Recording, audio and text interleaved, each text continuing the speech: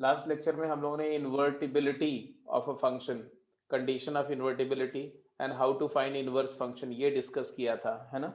तो पहले थोड़े से कुछ क्वेश्चन की प्रैक्टिस करते हैं इनवर्स फंक्शन कैलकुलेट करके, और फिर हम आते हैं सीधे गेम के डिस्कशन पे, ठीक है। तो what is condition of invertibility? What is condition for invertibility of function?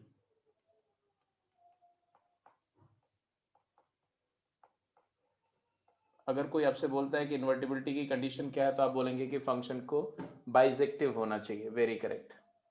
आप लिखेंगे बाइजेक्टिवनेस, मतलब one one and onto, injective and onto मतलब सर्जेक्टिव, मतलब इंजेक्टिव एंड सर्जेक्टिव, इसी को बोलते हैं बाइजेक्टिव फंक्शन।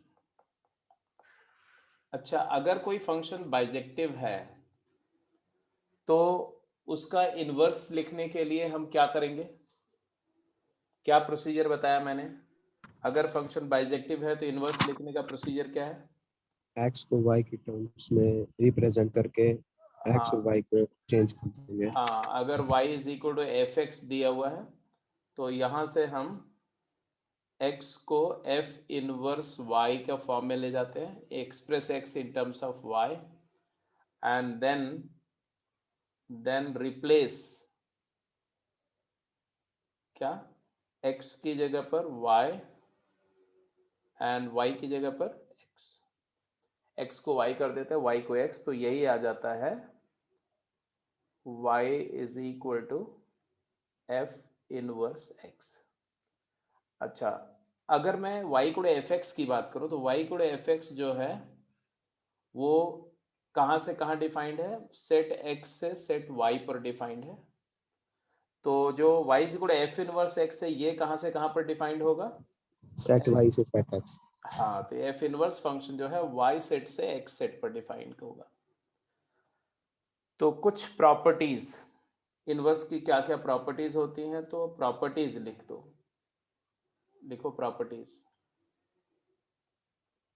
अब ये सारी प्रॉपर्टीज आपको हमेशा याद रखनी होंगी, ठीक है, क्योंकि कहीं पर भी कभी भी यूज आ सकती है ये प्रॉपर्टी। पहली प्रॉपर्टी P1 क्या है?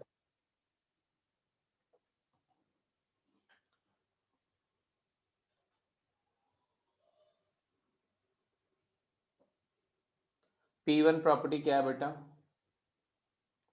P1 है इफ f, ध्यान से देखना, अगर f जो है वो, उसको अगर as a set of ordered pair लिखा जाए तो उसके ऑर्डर्ड पेयर होंगे x1 comma y1, x2 comma y2, x3 comma y3, ऐसे अगर पेयर है f में तो f इनवर्स में कैसे ऑर्डर्ड पेयर होंगे? f इनवर्स के ऑर्डर्ड पेयर जो होंगे वो basically y1 comma x1, y2 comma x2, y3 comma x3, इस तरह के ऑर्डर्ड पेयर f इनवर्स में होंगे। बिल्कुल, इसका मतलब है कि f को अगर f को कोई बोलता है कि f फंक्शन क्या है, तो f फंक्शन को आप बोलेंगे collection of x y such that y equal to f x. तो f इनवर्स को क्या बोलेंगे? f इनवर्स को बोलेंगे collection of y x such that y is equal to f x. सब कुछ वही है, सिर्फ जो आउटपुट है वो इनपुट बन गया, इनपुट आउटपुट बन गया। ये पहला रूल है। दूसरा रूल बड़ा इंटरेस्टिंग है, इसको ध्यान से सुनोगे और समझोगे। दूसरा रूल क्या है? इधर देखो, अगर मैंने बोला कि एक ये वाई एक्सेस है सपोज करो, ठीक है, ज्योमेट्रिकल प्रॉपर्टी है इसलिए ध्यान से समझना, ये एक्स एक्सेस है। अब और एक लाइन मैंने ड्रॉ कर दिया y equal to x, just be very specific जो डिस्कस हो रहा है, ठीक है। अब एक अच्छी बात या इंटरेस्टिंग बात ये होती है कि अगर कोई पॉइंट है एक्स कॉमा वाई या अल्फा कॉमा बीटा, और इस अल्फा कॉमा बीटा पॉइंट को अगर y equal to x line में रिफ्लेक्ट कर दो, मतलब y इक्वल टू एक्स को इमेज मान लो, मिरर मान लो, और उस मिरर में अगर इस पॉइंट की इमेज लो, इस वाले पॉइंट की इमेज लो इसमें,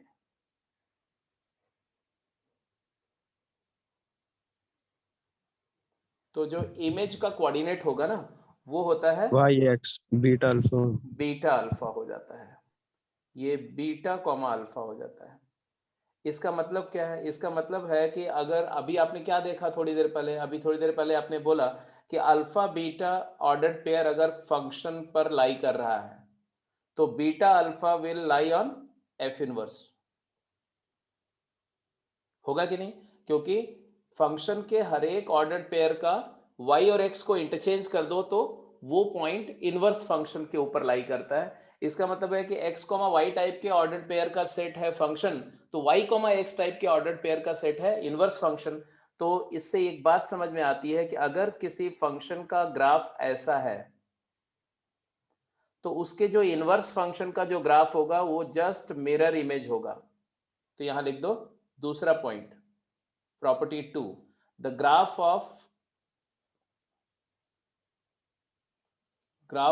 f inverse x is mirror image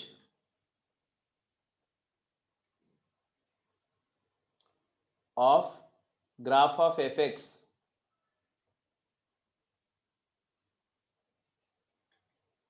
तो किसी भी, अभी बता दे रहा हूं, किसी भी फंक्शन के ग्राफ को y equal to x line में, in the line y equal to x, in the line y equal to x, अगर y equal to x line में फंक्शन एफ एक्स के ग्राफ को रिफ्लेक्ट कर दिया जाए तो जो ग्राफ बनेगा वो उसके इनवर्स फंक्शन का ग्राफ होगा। रीजन पहले ही क्लियर हो गया, अभी मैं उसका एग्जाम्पल बना के दिखा दूंगा और ज्यादा क्लियर हो जाएगा, ठीक है? तो रीजन क्या है कि अगर alpha comma beta point function पर होगा तो आउटपुट और इनपुट को इंटरचेंज करोगे, आउटपुट को इनपुट बना दोगे, इनपुट को आउटपुट, तो वो पॉइंट जो बीटा अल्फा आएगा वो इनवर्स पर होगा। और अल्फा बीटा और बीटा अल्फा पॉइंट जो है ये y इक्वल टू एक्स में मिरर रिफ्लेक्शंस होते हैं। ये y एक्सिस है, ये x एक्सिस है, ये ओरिजिन है, और ये लाइन जो मैंने ड्रॉ करी येलो कलर से, ये वाली, ये y equal to x line है। तो y equal to x line में अगर किसी पॉइंट 1,2 का रिफ्लेक्शन लोगे ना तो 2,1 हो जाएगा, 3,4 का रिफ्लेक्शन लोगे तो 4,3 हो जाएगा। मतलब अगर इस पे x1 y1 है, x1 y1, तो उसका मिरर इमेज क्या हो जाएगा? तो इस पॉइंट का मिरर रिफ्लेक्शन जब करेंगे तो ये वाला जो पॉइंट आएगा ये y1 x1 हो जाएगा।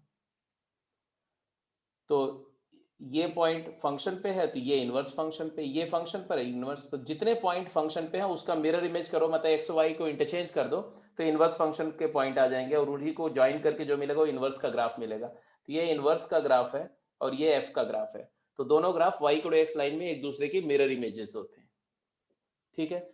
इससे हम किसी भी फंक्शन का इनवर्स फंक्शन का ग्राफ ड्रॉ करना हमें आ जाएगा, ठीक है? तीसरी प्रॉपर्टी, प्रॉपर्टी 3, इसको नोट कर लिया कि नहीं? तो थर्ड प्रॉपर्टी है कि जो फंक्शन का डोमेन है, ध्यान से देखो, जो फंक्शन का डोमेन है वो इनवर्स की रेंज है। तो आप लिख दो range of f inverse, range of f inverse is equal to principal domain of function.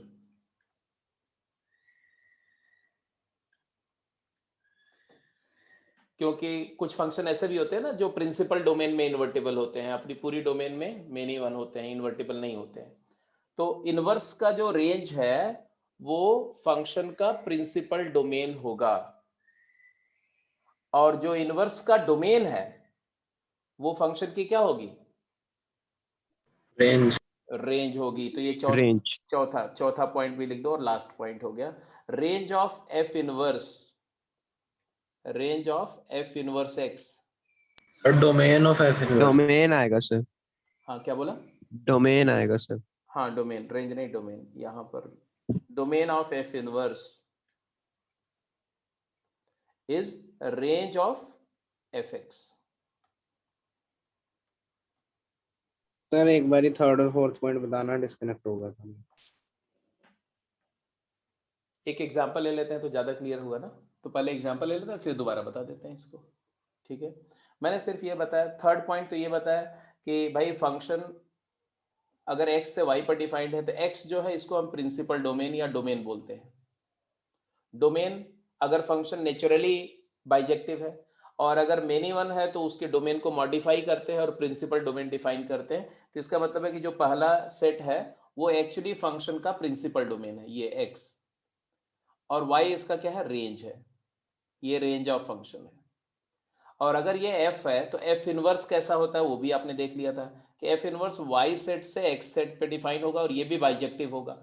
तो ये जो डोमेन ऑफ, ये किसका डोमेन है, domain of f inverse, domain of f inverse. तो domain of f inverse y है और वही रेंज ऑफ f है, तो यही तो लिखा कि domain of inverse is range of function. ये क्लियर हो गया। और इसी तरह से इनवर्स का रेंज क्या है, ये इनवर्स की range, range of inverse is x and x is the principal domain of function. तो range of f inverse is principal domain of function. I think it is clear. Yes sir. तो कुल मिला जुला करके बात पूरा सारा लास्ट वाला लेक्चर का एंड वाला पार्ट समराइज हो गया क्या, कि कोई भी फंक्शन को इन्वर्टिबल होने के लिए उसको बाइजेक्टिव होना चाहिए, 1 1 एंड ऑन टू। दूसरी बात, अगर फंक्शन 1 1 एंड ऑन टू है तो जिस डोमेन में वो बाइजेक्टिव है उसको प्रिंसिपल डोमेन बोलते हैं।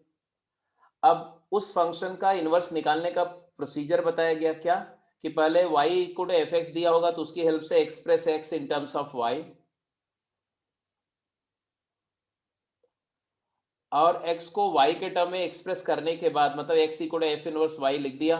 तो मैंने बोला ये और ये सेम फंक्शन है, क्योंकि as a set of order pair मैंने लास्ट क्लास में करके दिखाया था, दोनों सेम होते हैं जब तक कि x को y और y को x नहीं किया जाए। तो इनपुट को आउटपुट कर दो, मतलब x को y से रिप्लेस कर दो और y को x से रिप्लेस कर दो इसमें, इसमें तब आपको मिल जाएगा y equal to f inverse x। इसी को inverse function of f x बोलते हैं और ये y सेट से x सेट पर डिफाइंड होगा। और इस इनवर्स फंक्शन की ये प्रॉपर्टी होगी कि अगर फंक्शन x, y टाइप के ऑर्डर पेयर का कलेक्शन है तो inverse function y, x type के ऑर्डर पेयर का कलेक्शन है। मतलब फंक्शन पे 1, 2 होगा तो इनवर्स पे 2, 1 होगा, फंक्शन पे 3, 4 होगा तो इनवर्स पे 4, 3 होगा। इसी वजह से, और ये भी पता है कि x, y और y, x टाइप के ऑर्डर पेयर y को x में मिरर इमेज होते हैं। तो फंक्शन के ग्राफ को y को x में रिफ्लेक्ट करोगे तो उसके इनवर्स फंक्शन का ग्राफ आ जाएगा। तो ये वाला फंक्शन का ग्राफ है तो ये उसके इनवर्स का ग्राफ हो जाएगा। तीसरी बात कि range of inverse is principal domain of function. चौथी बात, domain of inverse is range of function. और अगर फंक्शन बाइजेक्टिव है तो उसका इनवर्स भी बाइजेक्टिव होगा। तो फंक्शन और इनवर्स दोनों एक बाइजेक्टिव फंक्शंस होते हैं। इतना पॉइंट अच्छे से क्लियर होने के बाद में मैं सीधे क्वेश्चन दे रहा हूं, आप आंसर करिए। तो क्वेश्चन लिखिए, find the inverse of following function. Find the inverse f inverse x for following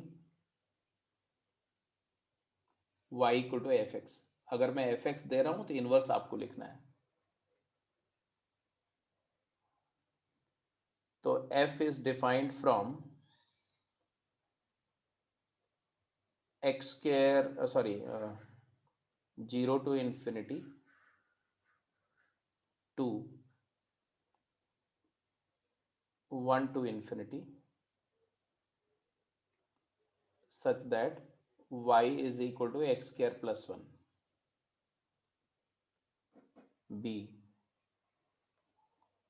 f is defined from a real set to real set such that y is equal to 3 minus 4x by 5.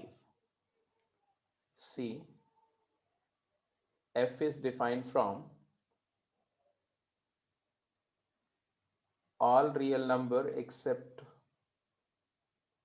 -1 to all real number such that y is equal to x minus 1 upon x plus 1. आपको इसका inverse function लिखना है, जितने मैंने लिखे इनका inverse function लिखना है. फटाफट लिखिए जल्दी से. D part, f is defined from, पहले मैं लिख y is equal to x square 2x square minus 6 8x plus 15.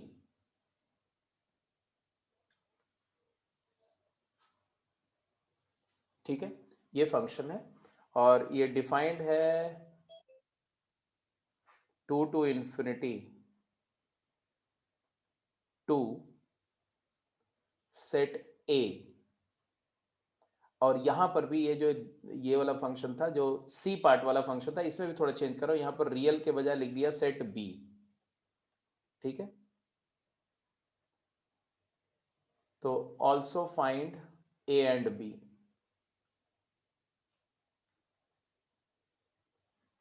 और इनका इनवर्स. चलो फटाफट जल्दी करिए, ये 4 पार्ट हैं.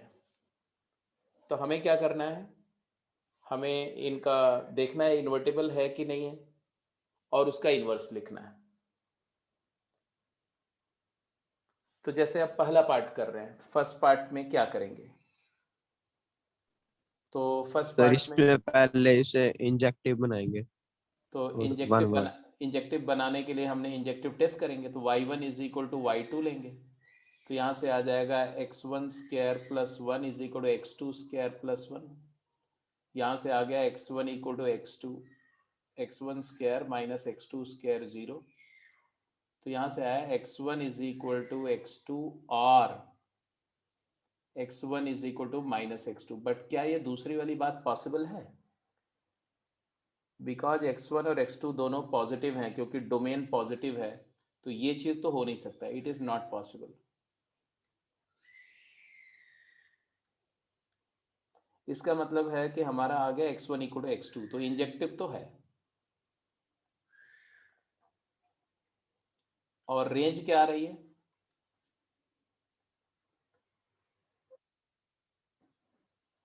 बोलते जाओ फटाफट, रेंज क्या आ रही है. 1 to infinity. हाँ, तो ये भी क्लियर है कि रेंज भी बड़ी बात नहीं है. x अगर रियल नंबर है 0 से इन्फिनिटी, तो एक्स स्क्वायर भी 0 से इन्फिनिटी 1 ऐड करोगे तो एक्स स्क्वायर प्लस 1, मतलब y belongs to 0 to infinity से 1 टू इन्फिनिटी दिख रहा है. तो इसका मतलब है range is equal to codomain. This implies range of function is equal to codomain. तो ये इंजेक्टिव भी है एंड सर्जेक्टिव भी है. That is bijective. तो इसो इन्वर्टिबल है. अब ये फंक्शन इन्वर्टिबल है, अब इसका इनवर्स लिखना है हमें. लिख दें इनवर्स. इनवर्स लिखने के लिए क्या करेंगे, अब अगले स्टेप में क्या करेंगे, हम लोग ए पार्ट डिस्कस कर रहे हैं. X square is equal to root y minus y minus 1. तो x की वैल्यू प्लस माइनस, भाई इस रूट y माइनस 1 को लिख सकते हैं रूट ऑफ y माइनस 1 का होल स्क्वायर. तो x की दो वैल्यू आएगी, एक प्लस एक minus. Plus root y minus 1 और एक आएगी minus root y minus 1. But देखो हमें फंक्शन चाहिए, तो x आउटपुट 2 नहीं होना चाहिए. तो अब यहाँ पर देखो, तो x हमेशा हमारा x पॉजिटिव है ना, तो since x is positive 0 to infinity domain lie कर रहा है, इसका मतलब है कि ये नेगेटिव वाला रिजेक्ट हो जाएगा, ये रिजेक्टेड होगा. तो ऑब्वियस सी बात है, तुम्हारा आंसर आएगा कि x is equal to root y minus 1. अब यहां पर मैंने मॉड इंट्रोड्यूस नहीं किया, अभी मैं दूसरे तरीके से करके दिखाऊंगा, वहां से भी वही आंसर आएगा. अब ये जो लिखा आपने है ना, ये और जो ये लिखा क्या था, ये दोनों सेम फंक्शन है. ये भी वही फंक्शन है और ये भी वही फंक्शन है. कैसे इस बात को जस्टिफाई करेंगे, इसमें x को 0 पुट करो तो y1 आता है, और इसमें भी x को 0 पुट करो तो y1 आता है। इसमें x को 1 पुट करो तो y2 आता है, और इसमें भी x को 1 पुट करो या y को 2 पुट करो तो x1 आता है। मतलब 0 1 इस पे भी है, 0 1 इस पे भी है, 1 2 इस पे भी, 1 2, मतलब सेम ऑर्डर्ड पेयर बन रहे। तो अभी हमारा इनवर्स फंक्शन नहीं बना है, ये वही फंक्शन है, सिर्फ x को y के टर्म्स में लिखा गया है। अब लास्ट स्टेप क्या होता है, x की जगह y कर दो और y की जगह x कर दो, x और y को इंटरचेंज कर दो, तब जो आएगा वो हमारा इनवर्स फंक्शन है। क्या आएगा, y is equal to root of x minus 1।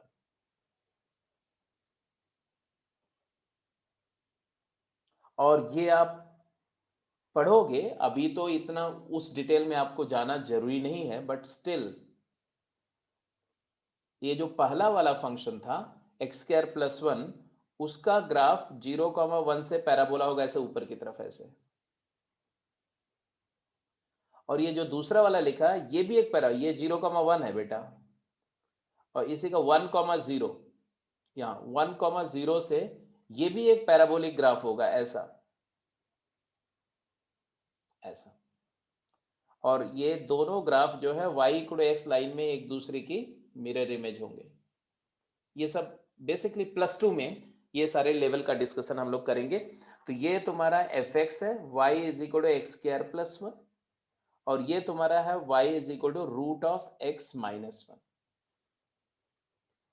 मतलब ये फंक्शन का स्क्वायर करके 1 ऐड कर रहा है, तो 1 बाद पहले स्क्वायर हो रहा है x का, फिर 1 ऐड हो रहा है। अब 1 ऐड का इनवर्स क्या होता है, 1 सब्ट्रैक्ट, तो पहले ये सब्ट्रैक्ट करके और स्क्वायर का इनवर्स होता है रूट, तो वही ऑर्डर रिफ्लेक्ट करके आंसर आ गया।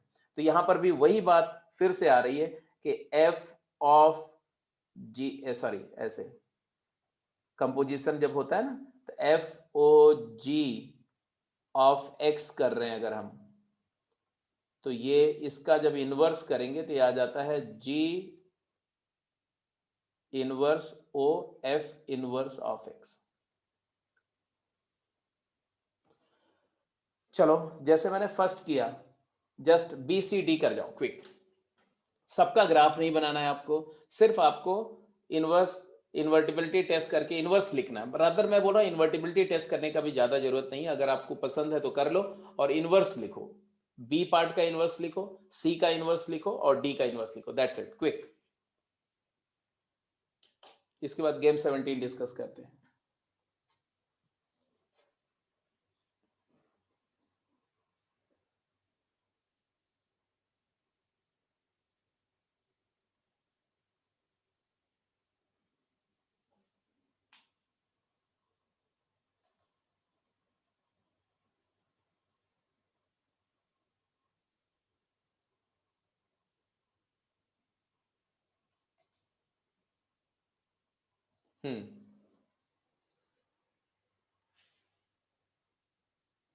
तो है तुम्हारा 3 - 4x/5 है ना। तो ये पहले तो जो अभी तक डिस्कस हुआ इसको हटा दिया जाए, this all has been done, understood by you, किसी को कोई इसमें डाउट नहीं है।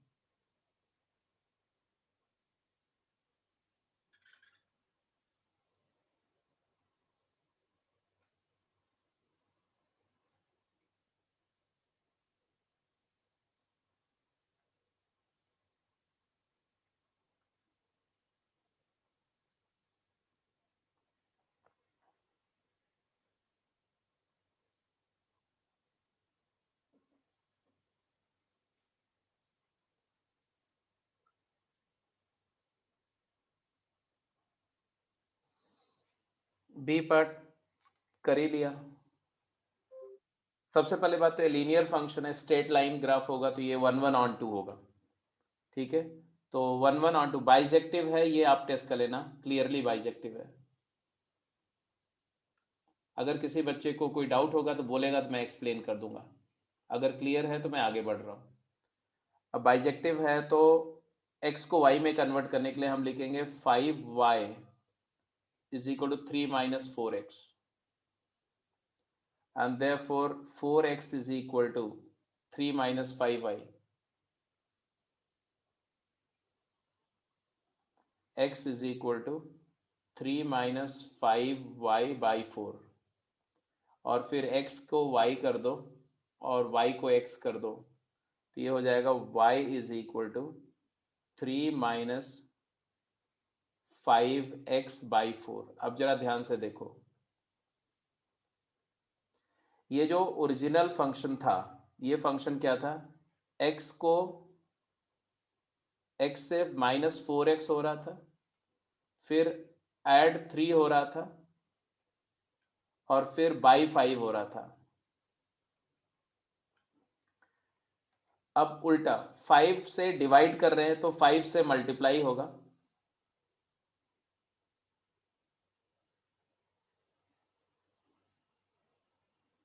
और फिर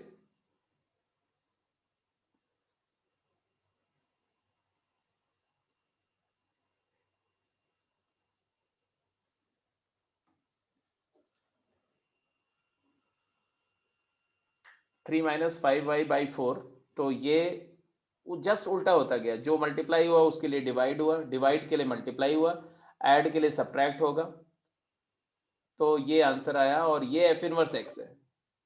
this is F inverse x जो आपने लिखा, ये ठीक है। तो बी पार्ट हो गया। अब सी पार्ट पे आ जाओ। सी पार्ट, सी पार्ट क्या है, क्या ये इन्वर्टिबल है? तो जरा इसकी रेंज निकालो, रेंज, डोमेन तो क्लियर है,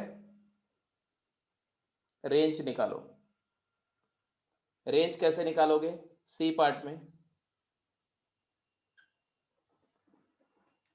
तो सी पार्ट को अगर ऑब्जर्व करो तो बेसिकली कंपोनेंटो डिविडेंडो लगा दो, तो y, इसको y अपॉन 1 बोलो, और यहां से C and D componendo dividendo लगाओ, तो क्या आ रहा है बताओ? y plus 1, y minus 1. y plus 1 upon y minus 1 is equal to 2x upon -2, that is -x।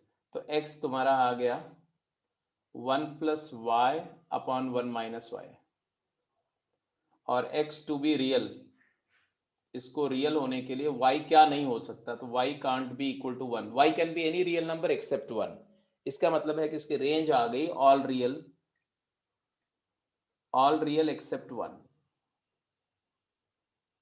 तो ये फंक्शन तुम्हारा अगर डिफाइन किया जाए ऑल रियल नंबर एक्सेप्ट -1, क्योंकि -1 पर फंक्शन डिफाइन नहीं है, 2 ऑल रियल नंबर एक्सेप्ट 1, तब ये बाइजेक्टिव है।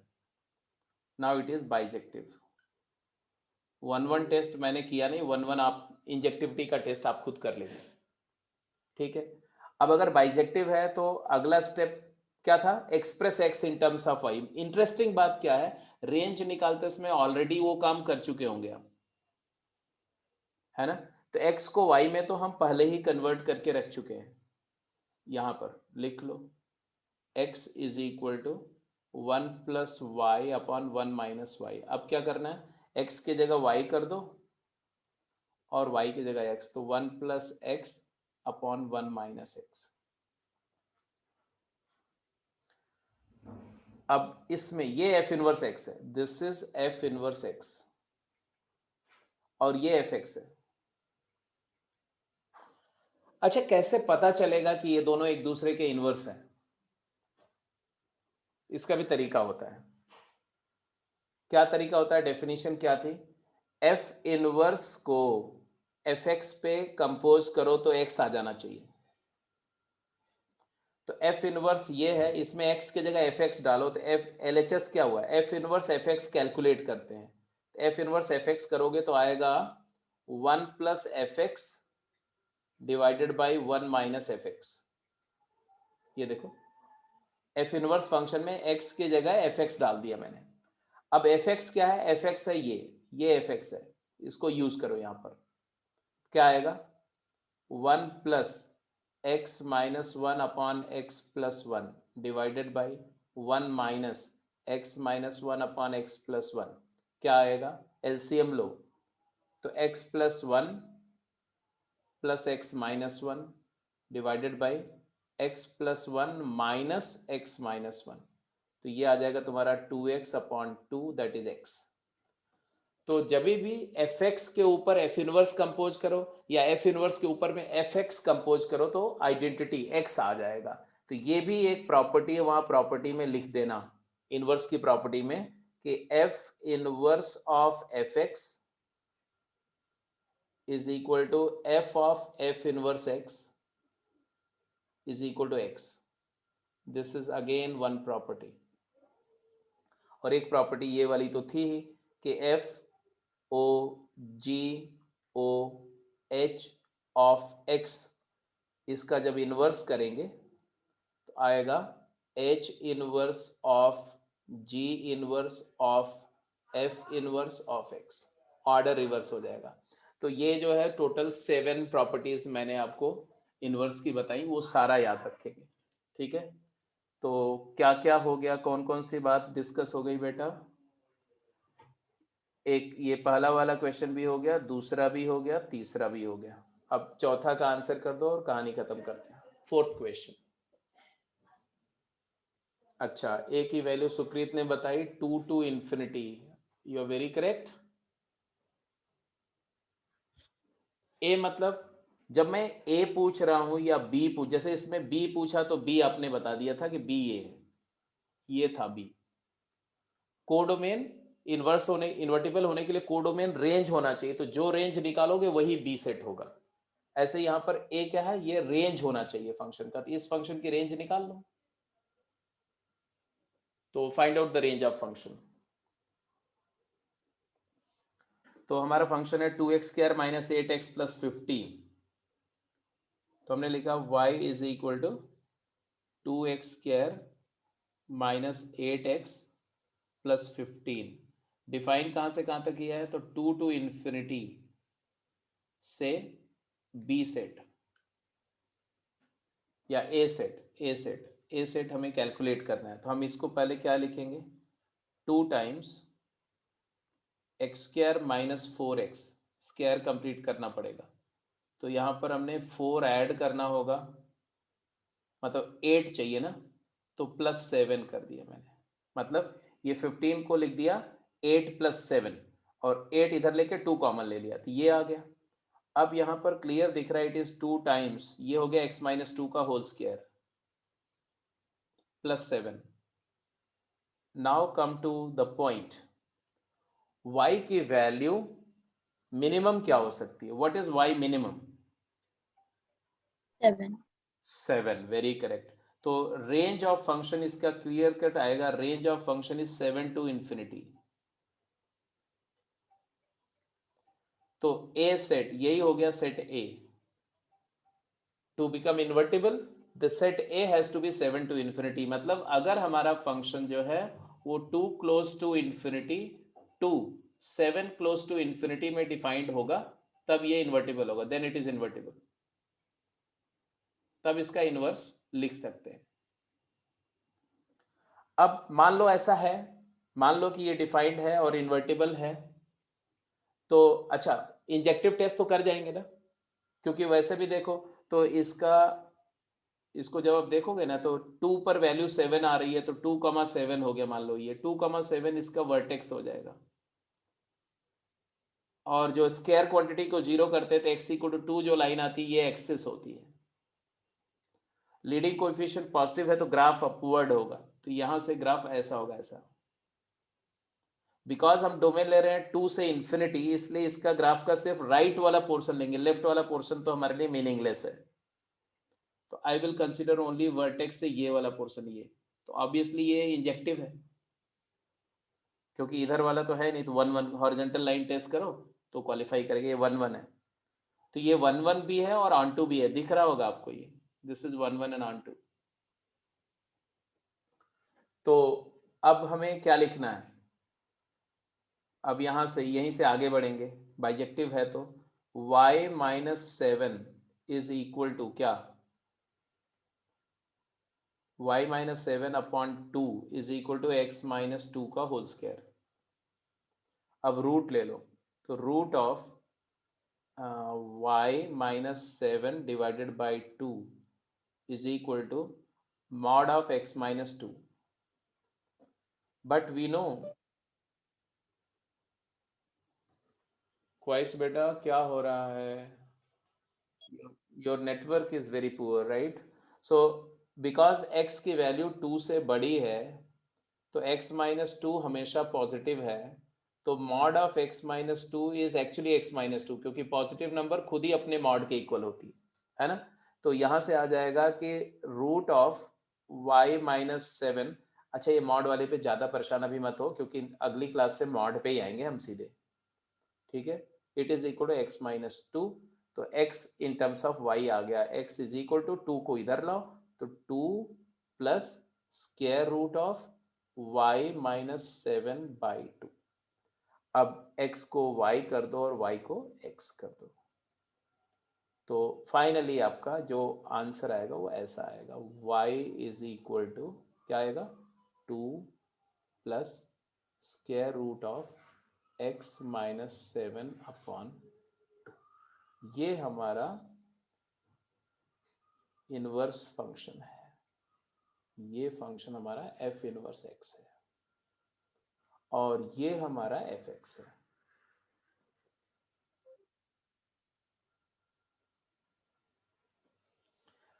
अगर आप वेरीफाई करना चाहते हो कि है कि नहीं है, तो आप इसमें f इनवर्स में x के जगह पर fx डाल दो तो वापस x आ जाएगा। वो वेरीफाई करने का तरीका हो गया। या जैसे इस पर कोई ऑर्डर पेयर निकालो, इसका दोनों बिल्कुल एक दूसरे का मिरर इमेज आएंगे। जैसे इस पर एक पॉइंट है, x को 2 पुट किया, 2,7 इस पे पॉइंट है, इसमें x को 7 पुट करो तो y2 आएगा, तो 7,2 इसका पॉइंट है। देखो इस पे 2,7 है तो इस पे 7,2 है, क्योंकि वही इक्वेशन है, सिर्फ x की जगह y किया, y को जगह x किया, तो इनपुट आउटपुट इंटरचेंज हो जाएंगे, ठीक है। तो कुल 4-5 क्वेश्चन हमने इनवर्स पे कर लिए। अब आ जाते हैं कि डाउट्स बोलो अपने फटाफट। इसमें कोई डाउट तो नहीं? अभी जो ये 4-5 क्वेश्चन डिस्कस हुआ, जो इनवर्स की प्रॉपर्टीज हुई, ये सारा क्लियर है? Yes, sir. तो let me take up the doubts. सबसे पहले हम लोग कौन सी एक्सरसाइज करें, कौन सा देखें? 16 या 17? 17 17 में चलिए बताइए। 7th question sir. 17 में 7th क्वेश्चन।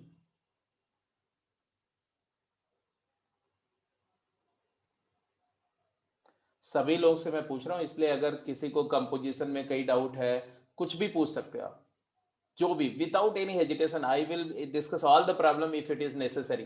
तो let me go to 7th first. 7th पूछा गया, बट अगर आप कोई और में डाउट है तो भी कोई दिक्कत नहीं। यहां दिया कि let f is a function defined from integer to integer such that fn is equal to 3n for all n belongs to integer,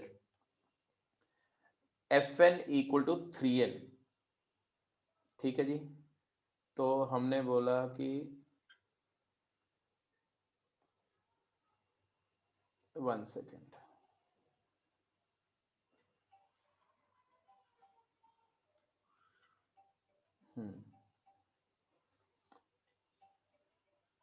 just hold on यार।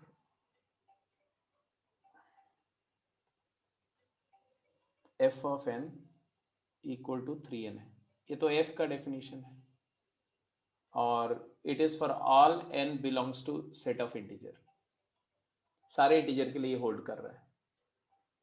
g क्या है? ये f तुम्हारा z से z पे डिफाइंड, मतलब set of integer input है और set of integer he output आएगा।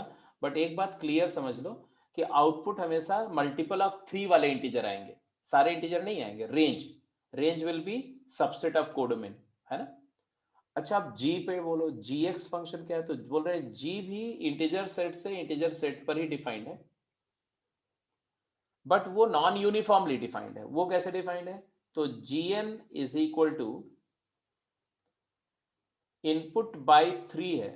कब? जब n 3k है, n equal to multiple of 3, और otherwise otherwise n is not equal to 3k अगर है, अगर n 3 का मल्टीपल नहीं है, मतलब 3k प्लस 1 है या 3k प्लस 2 है, तो उस केस में आउटपुट 0 है। ये gn है।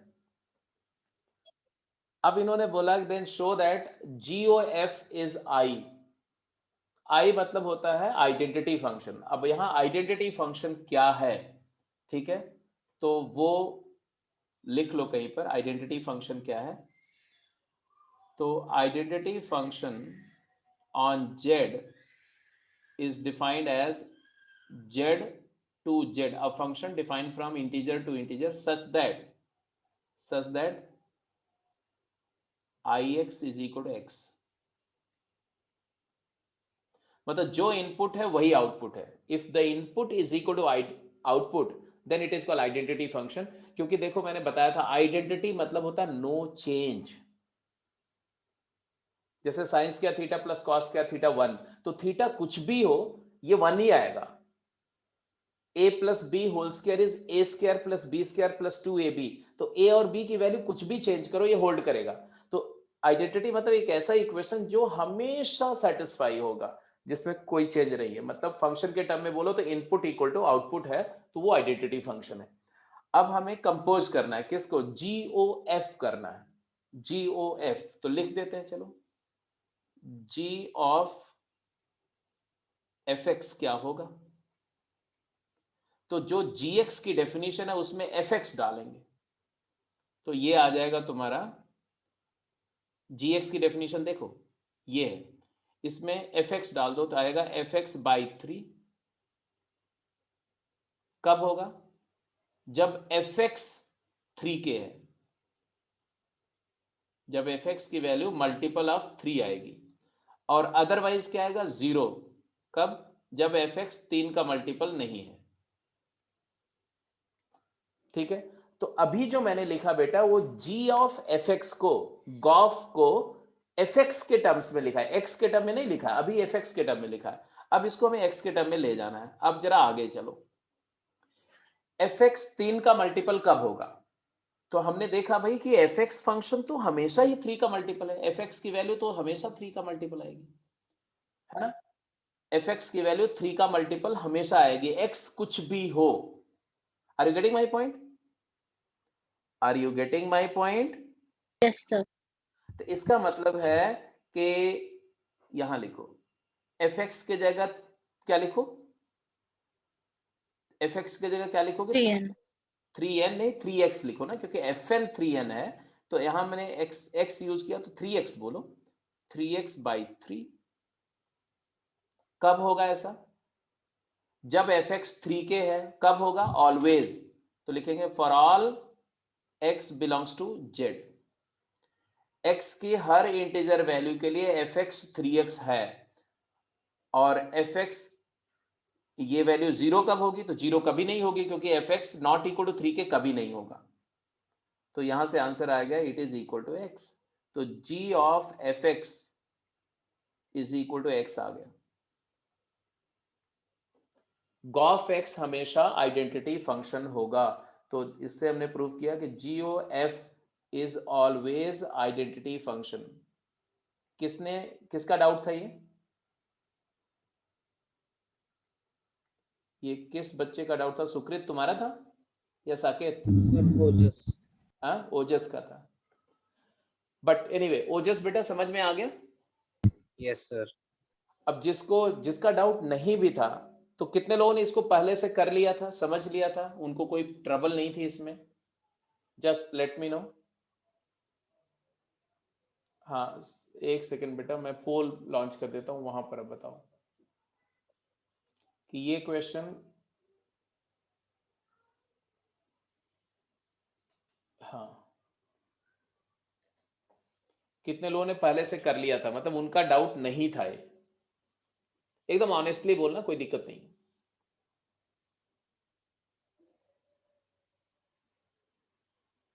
ओके ठीक है, अब जिसका इसका डाउट था सबको क्लियर हो गया कि नहीं?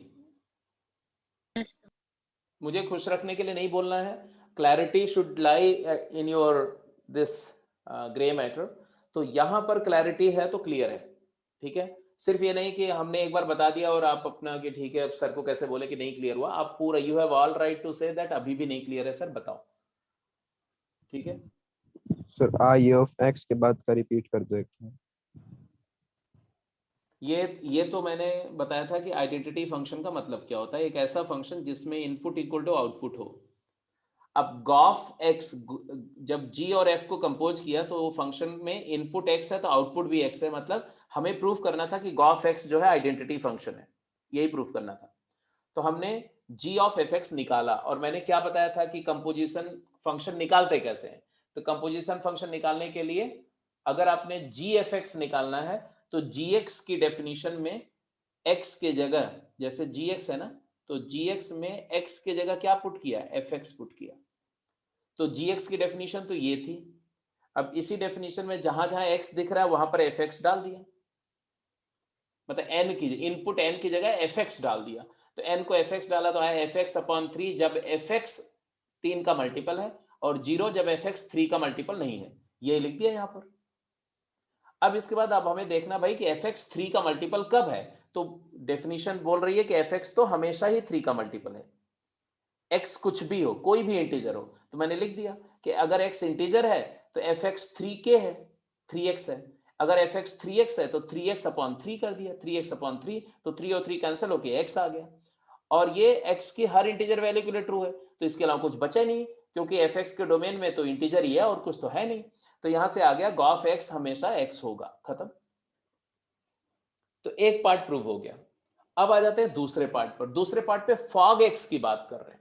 फॉग एक्स मतलब एफ में इनपुट जी एक्स देंगे। तो चलो फॉग एक्स की बात करते हैं। फॉग एक्स, फॉग एक्स लिखते हैं चलो, f o g of x. इसका मतलब है कि f image of g x, मतलब है पहले एफ एक्स को देखो, एफ एक्स क्या है, एफ एक्स 3x है, और इसमें जहां जहां एक्स है वहां पर जी एक्स डालो, तो क्या लिखोगे आप, इट इज इक्वल टू, अब जी एक्स दो तरह से डिफाइंड है, ध्यान से सुनना। जी एक्स जो है अगर x की वैल्यू 3 की मल्टीपल है तब तो जी एक्स n/3 है ना। तो मैं लिखूंगा f ऑफ क्या, जी एक्स की जगह क्या डालूंगा, x/3 कब, इंटू 3 इफ, बोलो, multi if x is X is a multiple of, multiple of हाँ, 3. x equal to 3k, 3 अगर x 3 का मल्टीपल है, क्योंकि x तो कोई भी इंटीजर हो सकता है ना, तो g में तो कोई भी इंटीजर इनपुट दे सकते हैं। तो अगर 3 का मल्टीपल इनपुट देंगे तब तो ये आएगा, अदरवाइज क्या आएगा, अदरवाइज अगर 3 का मल्टीपल नहीं देते हैं तो gx की वैल्यू 0 आएगी, तो ये f0 आएगा। कब आएगा, if x is not equal to 3k। अब जरा देखो तो आंसर क्या है, आंसर आया f(x/3), x 3 का मल्टीपल है, अगर x 3 का नहीं, अब इसमें भी कई सारा गेम है। अगर x 3 का मल्टीपल है तो ये इंटीजर आएगा, तो चलो मैंने लिख दिया कि यहां पर आ गया तुम्हारा f ऑफ x आ गया ना, और f x क्या है, 3x नहीं f ऑफ x के बजाय f ऑफ k लिख दो, x को 3k डाला ना मैंने, तो यहां लिख दिया 3k/3, तो f ऑफ k आ गया। कब, जब x 3k है, और fk आ गया, और fk क्या होता है, fk 3k है। ऐसे बोल सकते हो, या ये सब ना भी बोलो तो मैं ये छोड़ दो, ये सब बोलने की जरूरत नहीं है, स्ट्रेट अवे लिखो यहां पर कि f जो भी फंक्शन है वो इनपुट का ट्रिपल कर देता है। तो x/3 इनपुट दोगे तो उसका ट्रिपल करके 3 टाइम्स x/3 बना देगा, मतलब x बना देगा। लेकिन कब बनाएगा, जब x 3 का मल्टीपल है। बट अगर x 3 का मल्टीपल नहीं है तो 0 x is not the multiple of 3, तब ये जीरो f, हाँ f0 होगा, और f0 भी 0 इंटू 3 करके 0 आएगा। तो तुम्हारा जो आंसर आएगा वो ऐसा आएगा कि it is equal to x if x is equal to 0 +-3 +-6 plus minus 9 on and on. लेकिन अगर x की वैल्यू तुम्हारी है plus minus 1 plus minus 2 plus minus 4 plus minus 5, 3 के मल्टीपल नहीं है अगर इनपुट, तब आंसर 0 आएगा। तो ये तो तुम्हारा आइडेंटिटी फंक्शन नहीं है ना। आइडेंटिटी फंक्शन तो वो फंक्शन है जिसमें जो इनपुट है वही आउटपुट होना चाहिए। It is clearly not an identity function, not an identity. तो ऐसा नहीं है कि fog x और gof x सेम हो, तो ये भी एक आउटकम है, ये भी एक लर्निंग है कि कंपोजिशन जो है वो ऑर्डर चेंज करने पर चेंज हो जाता है। वो तो हमने करके भी देखा था। FOGX is not necessarily GOFX, तो ये कम्यूटेटिव ऑपरेशन नहीं है। तो ये 7th क्वेश्चन हो गया इन ऑल डिटेल। आगे बोलो। 15 का आंसर पीछे गलत दे रखा था। किसमें किसमें? 15। 15th का आंसर? Yes sir. चलो देख लेते हैं, जस्ट होल्ड ऑन। सर मेरा भी अलग आया था। ठीक है ठीक है, अभी डिस्कस हो जाता है, नॉट टू वरी।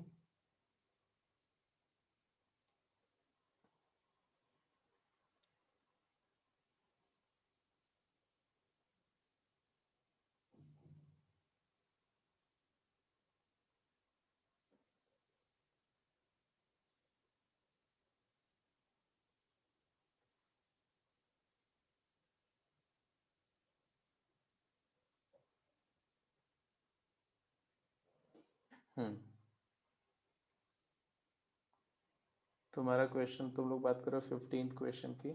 15th के पहले कोई डाउट नहीं किसी में? सर फर्स्ट क्वेश्चन के सी पार्ट में। अच्छा चलो पहले 15th बात कर लेते हैं, फिर फर्स्ट पे आ जाते हैं।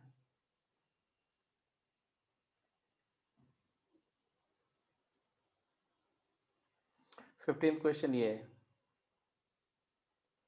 माइनस इन्फिनिटी से 0 टू -5 टू इन्फिनिटी है। तो बोला गया कि show that f is invertible, also find the inverse of function. तो सबसे पहले तो fx को देखोगे। fx तुम्हारा दिख रहा है, if you take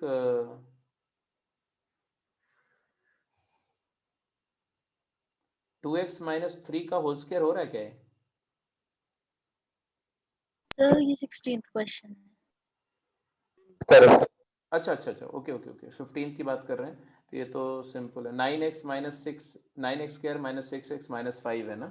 2x - 1 whole square minus 3x - 1 का होल स्क्वायर, 3x - 1 का होल स्क्वायर एंड माइनस +1 है तो -6 होना पड़ेगा।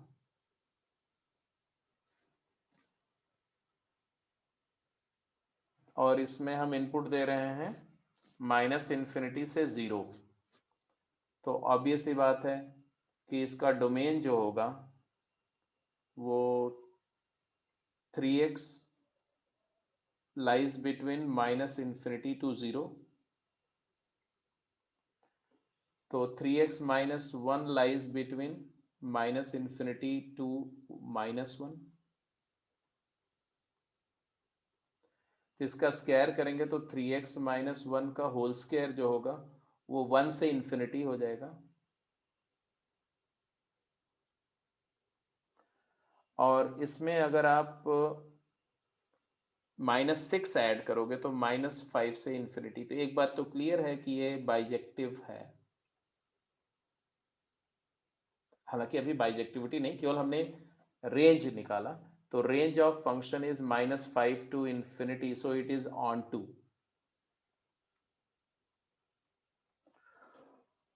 और वर्चुअली देखो तो इसका जो ग्राफ होगा वो 1/3 पुट करेंगे तो -6, 1/3 -6 ऐसा ये वर्टेक्स होगा। और यहां से अपवर्ड होगा, मतलब ऐसा ग्राफ होगा ऐसा। ये तुम्हारा 1/3 लाइन है ये वाली। और हमें -∞ से 0 की बात कर रहे हैं ना, ऐसे ऐसा ग्राफ होगा। -∞ से 0 में तो क्लियर कट ये 1 1 होगा, ऐसे डिक्रीज करते हुए आएगा ऐसे, और 0 तक डिक्रीज करेगा यहाँ तक। इसके आगे भी डिक्रीज ही कर रहा है। ये इतना ही पोर्शन लेना, ये वाला पोर्शन, तो ये 1 1 है, तो ये 1 1 भी है। और 1 1 दूसरे तरीके से भी टेस्ट करना आप जानते हो तो कर लेंगे, मैं उस पर अभी नहीं जा रहा हूं। अब बोला गया कि दिस सर कि फंक्शन, मेरा x1 is equal to minus x2 हो रहा है। हाँ क्या बोल रहे हैं? सर बाय वो सब्जेक्टिविटी टेस्ट किया तो sir x1 minus x2। Surjectivity test किया तो रेंज निकाला, रेंज की वैल्यू कोडोमेन के इक्वल आ रही, तो ये सर्जेक्टिव है। और इंजेक्टिविटी टेस्ट करते समय आप x y1 equal to y2 से करेंगे तो भी आ जाएगा। मेरा कहने का मतलब है कि y1 इक्वल टू y2 करके x1 equal to x2 prove किया जा सकता है। ये हो गया था या नहीं? हो गया सर। इक्वल माइनस x2 आ रहा है। ये लो देख लो, y1 इक्वल टू y2 लिया तो आ गया 3x1 माइनस 1 का whole square minus 6 is equal to 3x2 minus 1 का होल स्क्वायर माइनस 6। तो यहाँ से आ गया 3x1 माइनस 1 का whole square minus 3x2 minus 1 का होल स्क्वायर इक्वल टू 0। तो a माइनस बी करेंगे तो 3 टाइम्स x1 माइनस x2 आएगा, और a प्लस बी करेंगे तो आएगा 3 times x1 plus x2 minus 2 आएगा इक्वल टू 0। तो यहां से आपके पास जो आउटकम आएगा वो आएगा x1 is equal to x2 और x1 plus x2 is equal to 2/3।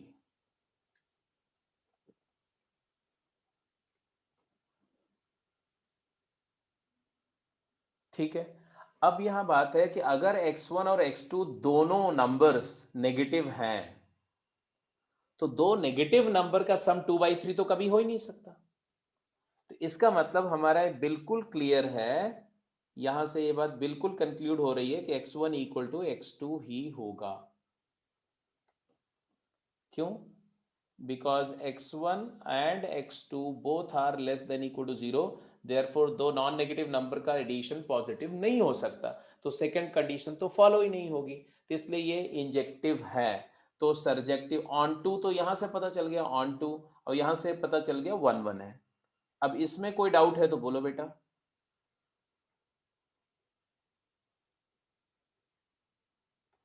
तो ये इन्वर्टेबल है, मतलब इट इज इन्वर्टेबल, तो ये क्लियर हो गया कि बाइजेक्टिव फंक्शन है।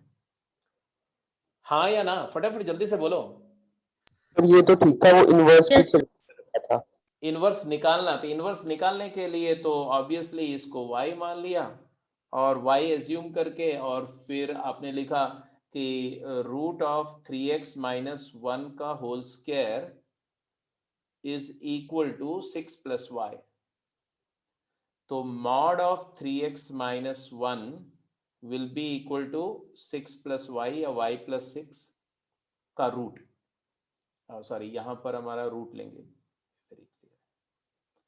अब यहां से x की वैल्यू 3x माइनस 1 की बात कर रहे हैं, है ना? तो 3x माइनस 1 की बात कर रहे हैं, तो x नेगेटिव है तो ये 3x माइनस 1 ऑब्वियसली नेगेटिव होगा, तो ये आ जाएगा 1 minus 3x is equal to root of y plus 6। क्यों 1 माइनस 3x हुआ? तो यहां लिखेंगे because 3x minus 1 is less than 0। तो अगर कोई नंबर का साइन नेगेटिव है तो उसका मॉड जो होगा उसका नेगेटिव होगा, तो ये नंबर का नेगेटिव मतलब 1 माइनस 3x। जैसे -4 का मॉड क्या होता है? तो माइनस मल्टीप्लाइड बाई -4 मतलब प्लस हो जाएगा।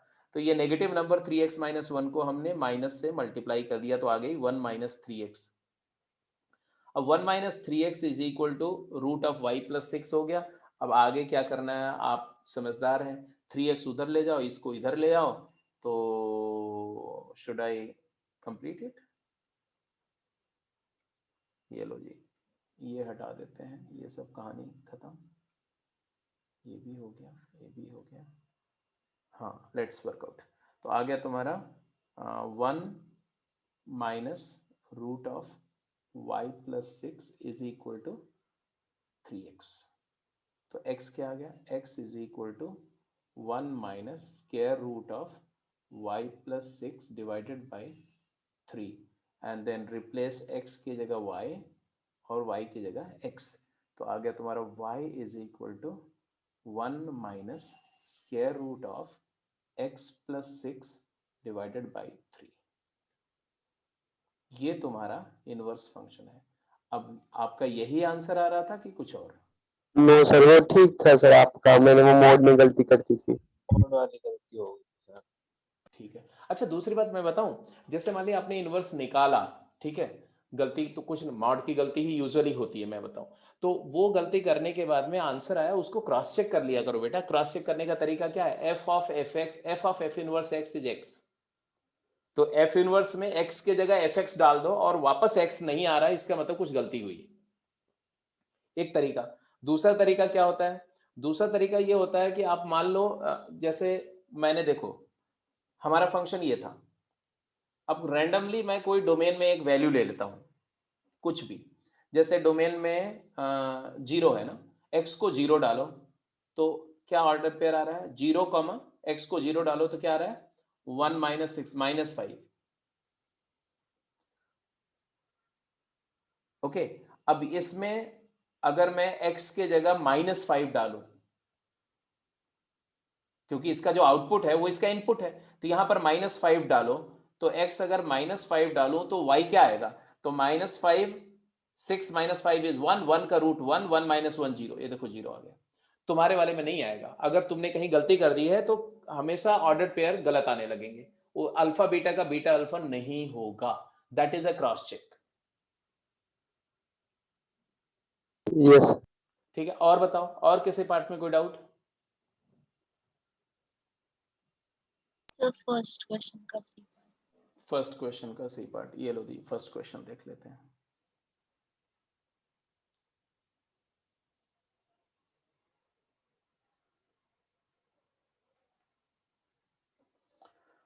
फर्स्ट क्वेश्चन का सी पार्ट क्या है,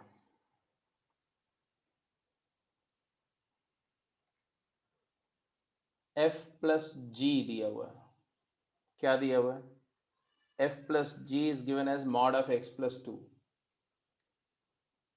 ये होता है f x plus g x, ये दिया हुआ है मॉड ऑफ x प्लस 2, और जी एक्स क्या दिया हुआ है, जी एक्स दिया हुआ है सिग्नम x, तो एफ एक्स और जी एक्स का सम ये है, और जी एक्स सिग्नम x है, तो एफ एक्स आ जाएगा क्या, एफ एक्स आ जाएगा mod of x plus 2 minus signum x। अब हमें क्या पूछा, इन्होंने पूछा then evaluate f plus g of 3, तो ये सब तो सिंपल है, जैसे किसी ने बोला f प्लस जी ऑफ 3 क्या होगा, तो f प्लस जी फंक्शन डायरेक्टली दिया हुआ है ये, तो इसी में 3 पुट कर दो, तो ये तो क्लियर हो गया, 3 प्लस 2 का मॉड मतलब 5 का मॉड, और 5 का मॉड तो 5 ही होता है। फिर इन्होंने बोला कि f माइनस जी ऑफ 3 निकालो, है ना। अब f माइनस जी निकालने में तुम्हें थोड़ा काम करना पड़ेगा, क्या, f माइनस जी ऑफ -2 पूछा इन्होंने, तो ये -2 इनपुट दोनों को दो तो आएगा f of -2 minus g of -2। अब gx सिग्नम x और सिग्नम x के बारे में मैंने आपको बताया हुआ है कि ये होता है 1 जब x पॉजिटिव होता है, और ये होता है -1 जब x नेगेटिव होता है, और ये 0 होता है जब इनपुट 0 होता है। ये सिग्नम x की प्रॉपर्टी है। तो यहां से आएगा, देखो इनपुट क्या है, g सिग्नम, मतलब इसको लिखा f ऑफ -2, f ऑफ -2 क्या आएगा, तो यहां से आएगा, यहां पर तो क्या लिखे बोलो, f ऑफ 0 - 1। तो यहां लिखा मॉड ऑफ x को -2 + 2 और minus signum of -2 minus g of -2, g of -2 क्या है, तो सिग्नम ऑफ -2, तो उसको भी लिख दिया सिग्नम ऑफ -2।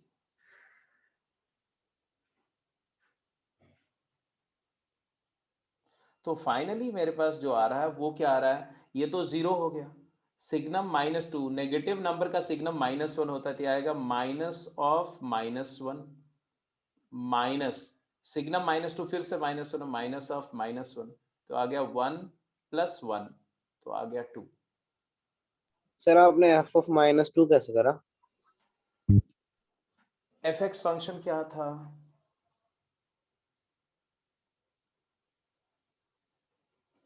तो बाकी पार्ट्स हो जाएंगे। अगर fx और gx का सम mod x + 2 है तो fx जो है mod x + 2 माइनस gx है, और gx खुद सिग्नम x है, तो mod x + 2 minus signum x तो fx फंक्शन हो गया। इसमें x की -2 वैल्यू डाल करके f of -2 निकाल लेंगे, और g of -2 तो ये ऐसे निकल जाएगा, दैट्स इट। ठीक है, यस सर। ओके, और बताओ। सर ऐस- एक बार देखना कौन सा 16 16th क्वेश्चन।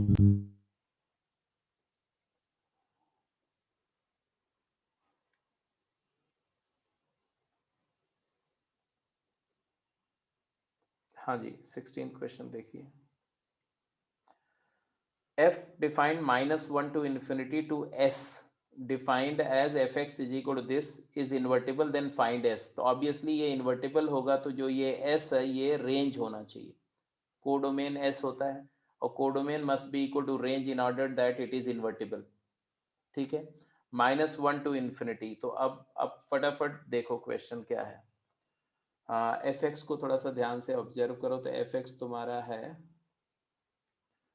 4x² + 12x, तो है 2x + 3 का होल स्क्वायर,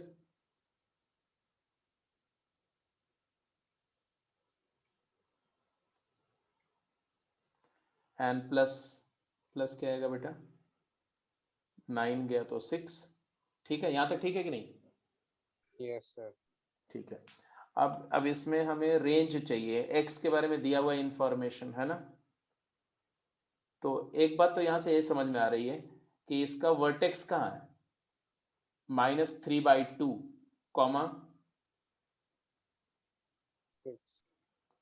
-3/2, 6, ये वर्टेक्स है। तो ऐसा कुछ है, ऐसा कि -3 -1.5, 6 ऐसा, और सेकेंड क्वाड्रेंट में वर्टेक्स है, अपवर्ड पैराबोला होगा, ग्राफ ऐसा ही होगा, ऐसा ऐसा होगा। अब हमें जो डोमेन दिया जा रहा है वो क्या दिया जा रहा है, -1 से इंफिनिटी। तो -3/2 अगर वर्टेक्स है तो -1 कहाँ होगा, -1 इसके इधर कहीं होगा, इसका मतलब ये पोर्शन 1 1 है, क्योंकि वर्टेक्स के दोनों साइड अगर जाएंगे तब मेनी 1 हो जाएगा, क्योंकि डिक्रीज करके इंक्रीज करेगा, रीटेक करेगा वैल्यू। अगर वर्टेक्स के या तो लेफ्ट में जाओ या तो राइट में जाओ तो हमेशा इंजेक्टिव होगा। तो ये 1 1 फंक्शन है, ये देख के पता चल रहा है कि ये 1 1 है। अब रेंज निकालनी है, तो रेंज तो निकालना पड़ेगा, -1 पर वैल्यू क्या होगी। तो ये देखो -1, -1 इसमें पुट करो तो वैल्यू क्या होगी, 3 - 2 1, 1 + 6 7। तो मैं ऐसा भी बोल सकता हूं कि -1 <x > ∞, ये डोमेन है, डोमेन है ना। अब 2x, तो 2x belongs to -2 to infinity, 2x + 3 belongs to, तो 1 to infinity। इसका स्क्वायर करो, पॉजिटिव है दोनों साइड, तो 1 to infinity, और फिर 6। -1 ओपन दे रखा है। हाँ बेटा, अच्छा कोई बात नहीं, -1 ओपन है तो मैं ओपन कर दूंगा, y belongs to 7 to infinity, and because -1 is open, let's keep -1 open, means everywhere here it is open।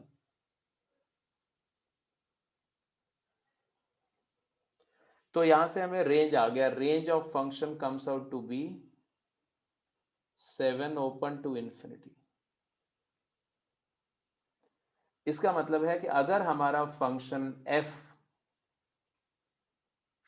मैं इसकी बात कर रहा हूं, अगर फंक्शन f जो है वो -1 to infinity ओपन से 7 ओपन टू infinity में डिफाइंड है, तो ये then it is bijective function. तो कैपिटल एस जो है वो ये होगा 7 टू इन्फिनिटी, तो कैपिटल एस जो है वो तुम्हारा हो गया ओपन 7 टू इन्फिनिटी। और बोलो बेटा। इन्वर्जन मेथड से करके बताना, मैंने इन्वर्जन मेथड से किया था, मेरा 6 टू इन्फिनिटी आ रहा था। एक मिनट, क्या बोला फिर से? इन्वर्जन मेथड से। रेंज, रेंज निकाला था इन्वर्जन से? Yes sir. चलो भाई निकाल लेते हैं। कैसे निकाला था मुझे बताओ यार, इन्वर्जन से मुझे तो आता नहीं है। ये लो, इन्वर्जन से आते हैं।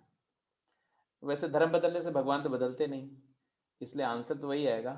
फिर भी चलो, इन्वर्जन मेथड से कैसे निकाला?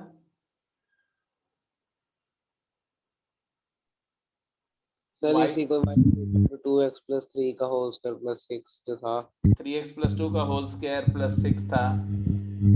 y माइनस कोई बात नहीं, मैं कर रहा हूँ, आप अपना अनम्यूट कर लो, कोई दिक्कत, म्यूट कर लो। तो फिर y माइनस 6 लिखा तुमने, it is equal to 3x plus 2 का होल स्क्वायर, राइट? ऐसा लिखा होगा। अब यहाँ डोमेन रिस्ट्रिक्शन तुमने नहीं लगाई होगी बेटा, इसलिए तुम्हारा आंसर गलत आ रहा है। कैसे? अब मैं करके बता रहा हूं तुमको। डोमेन में x जो है, तुमने अगर रियल डोमेन कर दिया तो गलत आ जाएगा।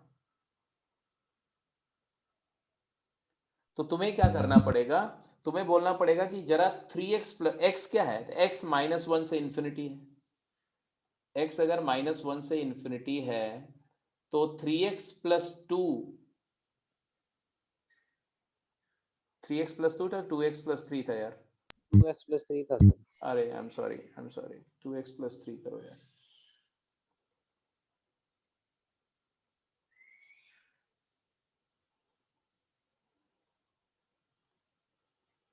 तो 2x माइनस 2 से 2x प्लस 3 1 से इन्फिनिटी आएगा, आएगा कि नहीं आएगा? Yes sir. तो इसका मतलब 2x प्लस 3 का जो स्क्वायर है, ये क्वांटिटी 1 से बड़ी होनी चाहिए, स्ट्रिक्टली ग्रेटर देन 1 होनी चाहिए। तो यहां से फिर वही आएगा कि y माइनस 6 की वैल्यू ग्रेटर देन 1 होनी चाहिए, तो y की वैल्यू ग्रेटर देन 7 होनी चाहिए। अगर तुमने 2x प्लस 3 होल स्क्वायर को ग्रेटर देन इक्वल टू 0 लिख दिया, x टू बी रियल ऐसा कर दिया, तो डेफिनेटली y ग्रेटर देन 6 आ जाएगा, जो कि गलत है। क्योंकि कोई चीज स्क्वायर क्वांटिटी है तो वो नॉन नेगेटिव होगी, ये बात तो सही है, लेकिन क्या गारंटी है कि उसकी वैल्यू 0 होगी? ये तो मेक श्योर कर लो ना। 2x प्लस 3 की वैल्यू 0 कब होगी, जरा बताओ मुझे। 2x प्लस 3 की वैल्यू 0 तब होगी जब x की वैल्यू माइनस 3/2 हो, जो कि डोमेन में है ही नहीं।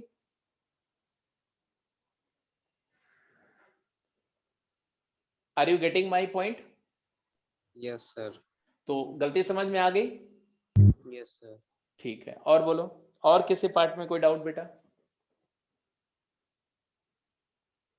मतलब ये बहुत इंटरेस्टिंग है जो आप कर रहे हो ना, दिस इज वेरी इंटरेस्टिंग। और प्लस 2 में इस पर बहुत अच्छे अच्छे क्वेश्चन करेंगे आप।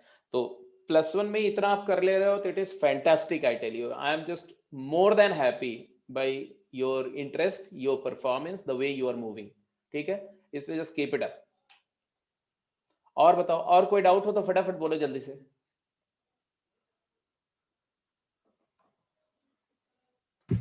सर हम्म, तो मान लो कोई क्वेश्चन हमको जैसे जैसे उसमें एस निकालना था, हमको डोमेन दिया और रेंज निकालनी है, तो सर उसकी एक एक हमने सब्जेक्टिविटी टेस्ट करके हमको एक सेट आ गया, और फिर हमने इंजेक्टिविटी टेस्ट करा, उससे कोई डिफरेंट सेट आया, तो हम उनका इंटरसेक्शन लेते हैं ना।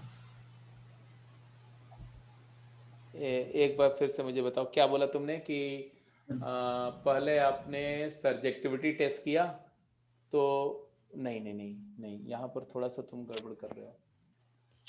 एक, can you give me one example, या एक जेनरिक बात करनी है? तो जनरली करते हैं। जनरली बात करनी, ठीक है। तो आप क्या बोल रहे हो? आप बोल रहे हो कि एक फंक्शन है जो से किसी सेट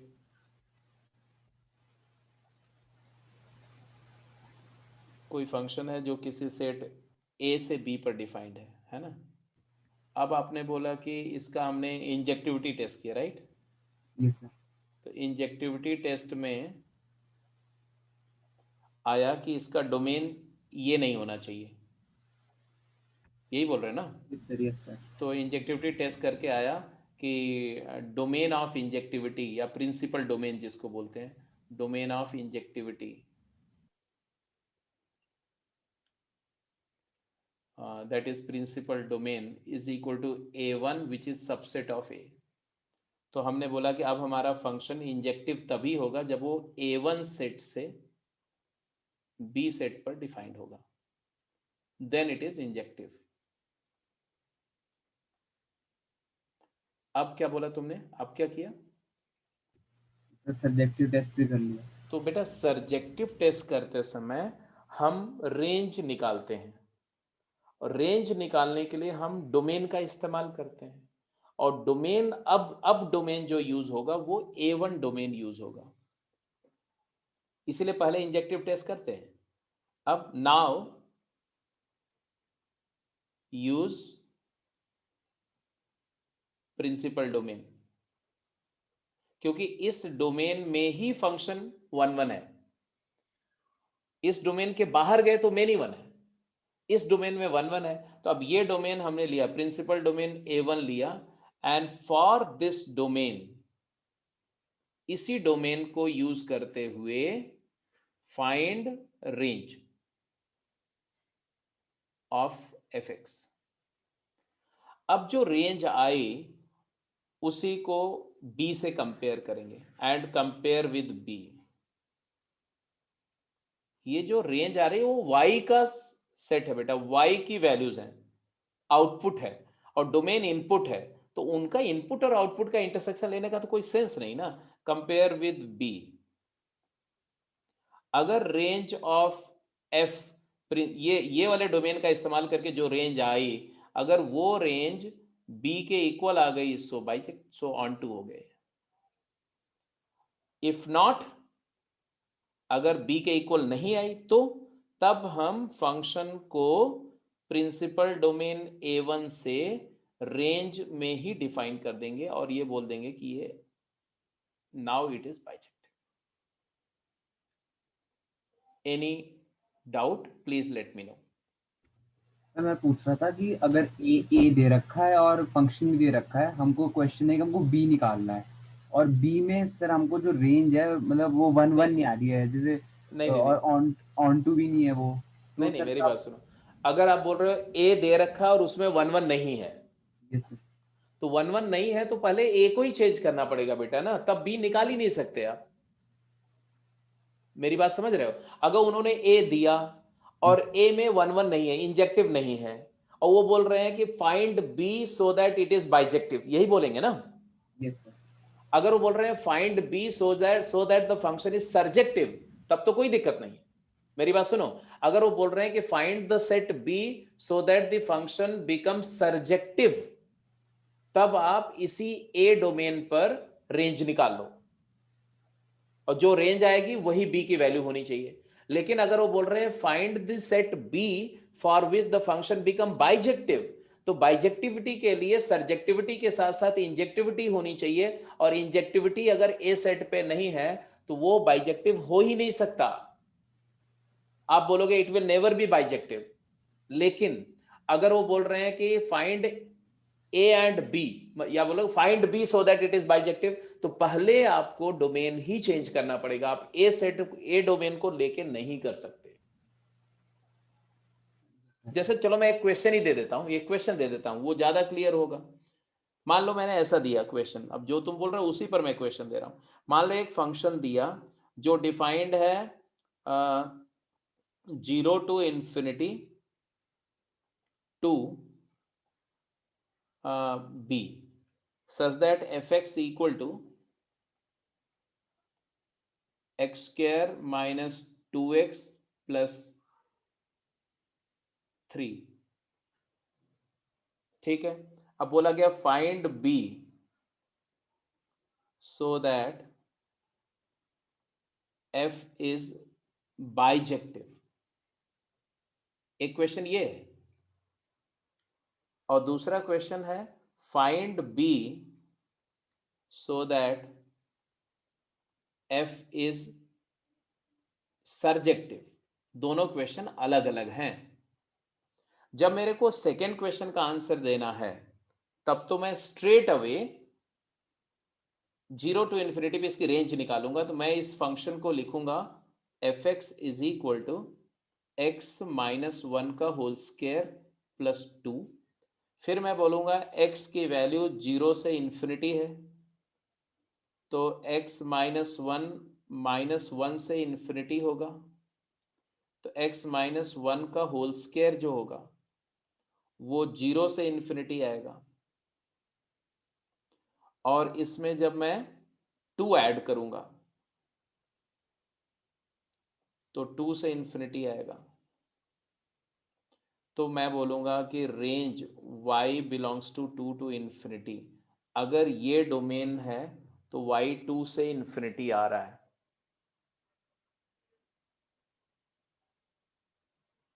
ठीक है, अब 2 टू इन्फिनिटी आ रहा है तो हमने रेंज लिख दिया, मतलब बी सेट हमारा आ गया 2 टू इन्फिनिटी। ये तुम्हारा बी पार्ट, सेकेंड पार्ट का आंसर था। बट फर्स्ट पार्ट की जब मैं बात करूंगा, फर्स्ट पार्ट की, तो फर्स्ट पार्ट में भी रेंज तो यही आएगी। अब देखो जरा, इसको मैं ग्राफ पे दिखा रहा हूं, ध्यान से देखना। ये y एक्सिस है, ये x एक्सिस है। इस पैराबोला का वर्टेक्स क्या होगा? तो x को 1 पुट करोगे, y मिनिमम 2 आएगा, तो 1,2। ये 1,2 इसका वर्टेक्स है, और x इक्वल टू 1 लाइन जो होगी, ये लाइन इसकी एक्सिस होगी। ये स्क्वायर क्वांटिटी को 0 कर दो, x इक्वल टू 1 आएगा, वही एक्सिस है, और ये टेंजेंट एट वर्टेक्स होगी, और इसका पैराबोला का ग्राफ वर्टिकली अपवर्ड होगा, ऐसा ऐसा ऐसा ग्राफ होगा। ठीक है, अब देखो यहां पर बात यह है कि अगर ये 1 से इंफिनिटी होता, 1 से लेके राइटवर्ड, अगर इस वाले इंटरवल की बात करो, तब तो ये इंजेक्टिव है। लेकिन बोल रहे हैं 0 से इंफिनिटी, तो 0 से इंफिनिटी में जरा इसके ग्राफ को देखो। 0 से इंफिनिटी ग्राफ को ऑब्जर्व करोगे तो तुम्हें क्या नजर आएगा? 0 पर वैल्यू 3 है, और ये ग्राफ है। ये आप क्लियर कट देख सकते हो कि ये ग्राफ मेनी वन फंक्शन है, क्योंकि जो वैल्यू 0 पे आ रही है वही वैल्यू 2 पे आएगी। x को 2 पुट करो तो क्या आएगा? 3। f2 भी 3 आएगा और f0 भी 3 आएगा। दिख रहा है कि नहीं? Yes sir. तो ये मेनी वन है, और अगर ये मेनी वन हो गया तो इंजेक्टिव तो हुआ नहीं, इंजेक्टिव नहीं है। और अच्छा, इसकी रेंज क्या है कि रेंज बताओ? तो रेंज तो अभी भी 2 से इंफिनिटी है, क्योंकि ये 3 से वैल्यू डिक्रीज करते हुए 2 आया, फिर 2 से इंक्रीज करते हुए इंफिनिटी गया, तो रेंज तो अभी भी 2 टू इंफिनिटी ही आएगी। बट स्टिल अगर मैं b को 2 टू इंफिनिटी ले भी लेता हूं, इवन देन, मतलब अगर मैं फंक्शन को 0 to infinity 2 to infinity define कर देता हूं, तो भी ये फंक्शन नॉन इंजेक्टिव रहेगा, नॉन इंजेक्टिव, एंड सर्जेक्टिव जरूर हो जाएगा वो। तो ये बाइजेक्टिव नहीं होगा बेटा, मेनी वन ऑन 2 हो जाएगा। ये मेनी वन एंड ऑन 2। कब ये बाइजेक्टिव होगा?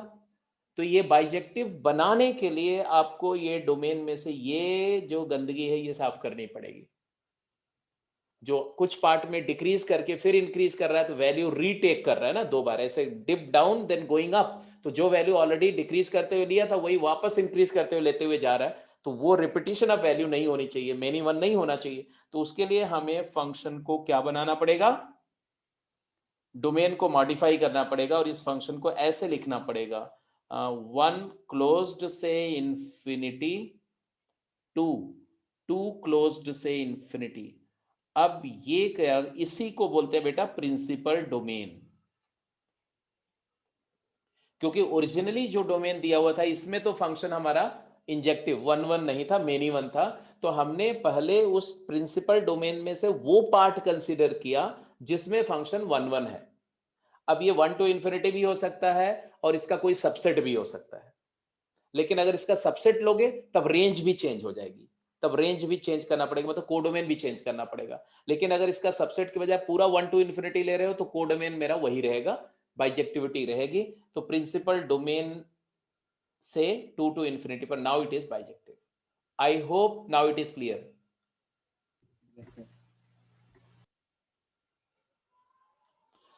ठीक है बेटा, तो एनफ। अब आज की क्लास को यहाँ पर क्लोज करते हैं। तो कुल मिला जुला करके देखो, फंक्शन पर जितना कॉन्सेप्चुअल पार्ट था वो फिनिश हो गया। जैसा मैंने बताया था पिछले लेक्चर में भी कि अब इसके बाद नेक्स्ट क्लास जो होगी उसमें हम लोग मॉड्यूलस फंक्शन करेंगे। ठीक है, तो अगले वीक का मेरा डिस्कशन है मॉड। मेरा टारगेट में है मॉड। मॉड पे कमांड करना, जिंट पे कमांड करना, मॉड एंड जिंट पे कमांड करेंगे। और फिर हमारा ये जो 3 टॉपिक रादर, इनइक्वालिटी और सेट्स, रिलेशंस एंड फंक्शंस, ये 3 टॉपिक हमारा कंप्लीट हो जाएगा। फिर exponential and log and trigonometry पे जाएंगे। ठीक है, तो एक्सक्यूज मी सर, हाँ बोलो बेटा। सर गेम 13 में डाउट्स थे तो मैं कब लूं? गेम 13 में डाउट है तो क्या डाउट है बताओ। सर एक तो question number 4। Just a minute.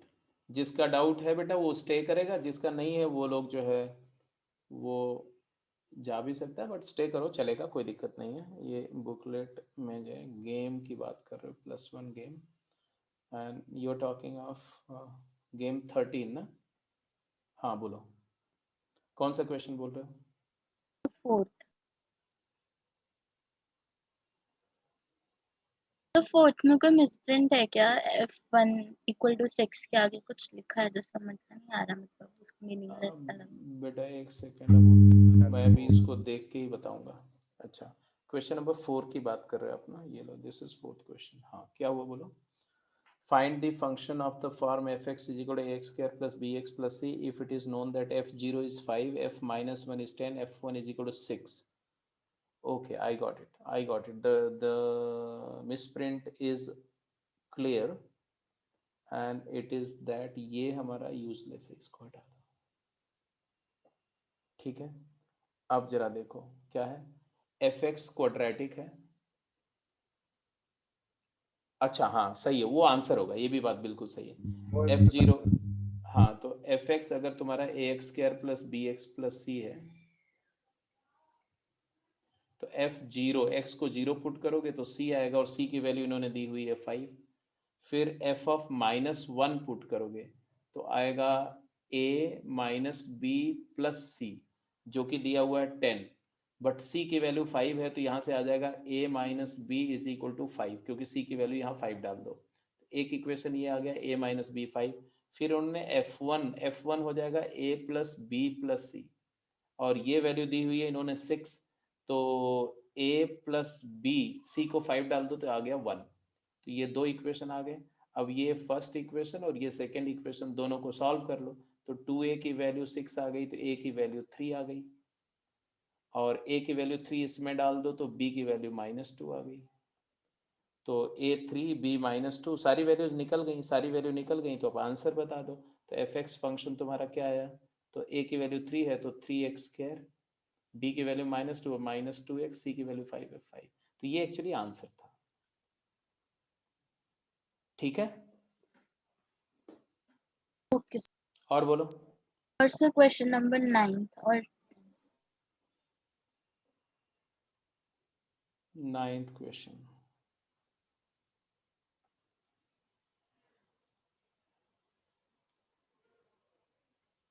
हाँ बोलो 9th क्वेश्चन में क्या बताना है।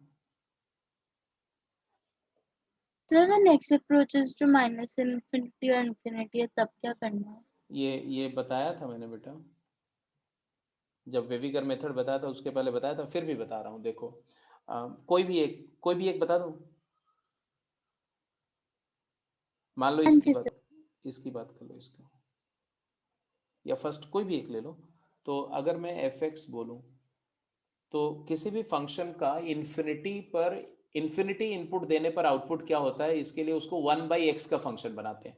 तो उसके लिए आप क्या करो कि हाईएस्ट पावर जो x की है वो कॉमन ले लो, तो x³ कॉमन ले लो। एक्स क्यूब कॉमन लेके क्या आएगा, -6, एक्स क्यूब से बाहर मल्टीप्लाई किया, अंदर डिवाइड कर दिया, +8/x +3/x² +5/x³। अब इसमें x की जो भी वैल्यू निकालनी, क्या निकालना है हमें, हमें निकालना है f माइनस इन्फिनिटी। x को -∞ डालो तो 8/-∞, ये 0 हो जाएगा, ये भी 0 हो जाएगा, ये भी 0 हो जाएगा, तो आ जाएगा -6 × x³ और x अप्रोचेस टू -∞। तो ऑब्वियसली ये -∞ का क्यूब भी नेगेटिव होगा, नेगेटिव नेगेटिव पॉजिटिव, तो आ जाएगा +∞। तो बोल रहे observe the leading coefficient and find f0 as well as sign of the following polynomial at -∞। तो f -∞ at x equal to -x approaches to -∞, fx is positive, ये आया। f0 की जहां तक बात करो तो f0 तो सीधे ही दिख रहा है यहीं पर, f0 इज 5, तो 0 पर वैल्यू पॉजिटिव है, -∞ पर भी वैल्यू पॉजिटिव आई। अब +∞ की बात कर रहे हैं, +∞, तो इसी में यहीं पर x को इन्फिनिटी डालो, तो ये 0 हो गया, ये 0 हो गया, ये 0 हो गया, तो माइनस ये नेगेटिव आ जाएगा। तो f ऑफ इन्फिनिटी जो होगा वो -6 × इन्फिनिटी का क्यूब हुआ, तो ये माइनस इन्फिनिटी आया, तो इट इज लेस देन 0। तो इन्फिनिटी पर वैल्यू नेगेटिव है और -∞ पर पॉजिटिव है, 0 पर पॉजिटिव है, तो कुछ ऐसा ग्राफ इसका आएगा, ऐसा -∞ पर +∞ है और +∞ पर -∞। और बोलो, तो हाईएस्ट पावर कॉमन ले लो और फिर x को इन्फिनिटी -∞ डाल के पता चल जाएगा। लीडिंग कोएफिशिएंट नेगेटिव है, इसलिए जो +∞ पे sign same as leading coefficient, ये आपने पढ़ा था विविकर मेथड में कि sign at infinity is same as leading coefficient, वो यहाँ पर प्रूव भी हो रहा है हर एक केस में। और कुछ sir 10th question. 10th question में क्या दिक्कत है बताओ। क्वेश्चन नंबर 10 में कौन सा पार्ट? तो कांस्टेंट फंक्शन क्या होता है? अरे यार, कांस्टेंट फंक्शन मतलब जिसकी वैल्यू चेंज ना हो। Identity function. अरे नहीं, आइडेंटिटी फंक्शन तो x f(x) = x होता है, तो x चेंज करोगे तो चेंज होता रहेगा वैल्यू। कांस्टेंट फंक्शन मतलब जिसकी वैल्यू कभी भी वेरी ना करे, इनपुट कुछ भी हो आउटपुट सेम आए। अब जैसे देखो f(x) = क्या दिया इन्होंने, px + q। अब अगली क्लास में हम लोग वो सब करेंगे, constant function, identity function, rational function, सब कुछ करेंगे। f(x) = px + q है, ठीक है। तो इन्होंने बोला कि such that it has same value for two distinct out input, then show that it is a constant function। तो इन्होंने बोला कि f(x1) क्या है, तो px1 + q है, और f(x2) क्या है, तो ये है px2 + q। बोल रहे ये दोनों इक्वल है, तो यहां से आ गया px1 + q = px2 + q। तो यहां से क्या आया, px1 = px2, 1 is equal to x2. px1 = x2, but x1 is not equal to x2। ये दिया हुआ दो डिफरेंट इनपुट पे, टू डिस्टिंक्ट इनपुट दिया इन्होंने। अगर x1 x2 के इक्वल नहीं है बट px1 px2 के इक्वल है, क्या मीनिंग हुआ इसका, P0। Yes, this implies p = 0, और p 0 हो गया तो fx क्या आ गया, fx आ गया 0 × x + q। अब मुझे बताओ कि इस फंक्शन में x की जगह कुछ भी डालो आउटपुट चेंज होगा? No, sir. fx will be q for all x। कोई भी रियल इनपुट दोगे तो आउटपुट क्यू रहेगा, तो आउटपुट कांस्टेंट हो गया। आउटपुट कांस्टेंट हो गया, सो it is called constant function. Constant function वो फंक्शन है जिसका आउटपुट कांस्टेंट होता है, आउटपुट वेरी नहीं करता है बाय चेंजिंग द इनपुट। ऐसे फंक्शन का जो ग्राफ होता है वो हमेशा एक हॉरिजॉन्टल लाइन होती है, क्योंकि x तो वेरी करते जाओगे बट y वेरी नहीं करेगा, तो y की वैल्यू हमेशा q आएगी, q। तो ये हो गया तुम्हारा y equal to q line, ये इसका ग्राफ हो जाएगा। Okay sir. ठीक है, तो एक बार फिर से ये क्वेश्चंस को ट्राई कर लेना। ये बहुत बेसिक बेसिक बातें, छोटी छोटी बातें। एनीवे ये वाला पार्ट अभी जब हम लोग अगली क्लास करेंगे तो सबसे पहले मैं पॉलिनोमियल फंक्शन तो पहले बताया हुआ है, तो लीनियर का ग्राफ और क्वाड्रेटिक का ग्राफ, मॉड्यूलस फंक्शन, सारे अभी टेकअप करेंगे, तो अगले वीक में यही सब टेकअप होगा, डोंट वरी। ठीक है सर एक चीज और पूछनी थी हाँ बोलो क्या। सर, अगर x minus infinity to infinity है तो 1/x की रेंज क्या होती है? अभी उस दिन मैंने बता दिया था लेकिन तूने ध्यान नहीं दिया, ये लो। सर उस दिन देखा था पर भूल गया मैं। चलो कोई बात नहीं, इधर देखो, माइनस इन्फिनिटी एक्स इन्फिनिटी है, तो इसको हम लिखेंगे माइनस इन्फिनिटी से x इज लेस देन 0 और 0 less than x less than infinity, क्योंकि इस इंटरवल में x की वैल्यू 0 भी होगी और अगर x 0 होगा तो रेसिप्रोकल डिफाइन नहीं होगा, इसलिए पहले 0 को डिलीट करते हैं। अब इसके बाद रेसिप्रोकल करते हैं। ये 0 लेस देन 0 है, देखना इक्वालिटी हटा दी मैंने, अब ये 0 नेगेटिव हो गया और ये 0 पॉजिटिव हो गया। I hope you remember. अब रेसिप्रोकल करो बेटा, किसी से पूछना नहीं है, मैंने इतनी बातें तुम्हें सिखा दी हैं कि बिना पूछे हुए आप अपने आप निकाल सकते हो। माइनस इन्फिनिटी का रेसिप्रोकल 0, मतलब 0 नेगेटिव, 0 नेगेटिव, और लेस का हो जाएगा ग्रेटर, x का हो जाएगा 1/x, और ग्रेटर 0 नेगेटिव का हो जाएगा माइनस इन्फिनिटी, और 0 पॉजिटिव का हो जाएगा इन्फिनिटी, लेस का ग्रेटर 1/x, इन्फिनिटी का रेसिप्रोकल हो जाएगा 0 पॉजिटिव। अब इसी को 1/x का रेंज आ गया, 1/x बिलोंग्स टू क्या आया, minimum value minus infinity to 0, 0 open, 0 negative मतलब ओपन 0, और मतलब यूनियन, ये है 0 पॉजिटिव मतलब ओपन 0 टू इन्फिनिटी। तो इसमें 0 के अलावा सारी रियल नंबर है, it belongs to all real number except 0। और इसका अब अभी तो नहीं, इसका ग्राफ नेक्स्ट क्लास में मैं बना के दिखाऊंगा। देखो ये है तुम्हारा y एक्सिस, ये है तुम्हारा x एक्सिस, और ये लाइन है y इक्वल टू x। अब इस लाइन पर सिर्फ एक वैल्यू है x इक्वल टू 0, जहां पर जिसके कॉरेस्पॉन्डिंग रेसिप्रोकल अनडिफाइंड है। इसके अलावा हर इनपुट हर x के लिए डिफाइंड है रेसिप्रोकल, सिर्फ इस वैल्यू को छोड़ दो। तो इस वैल्यू को हटा दो, क्योंकि इस अगर x 0 हुआ तो 1/x अनडिफाइंड हो गया। इसके अलावा अगर x 0.1 है तो 1/x 10 हो जाएगा, अगर x 0.01 है तो 1/x 100 हो जाएगा।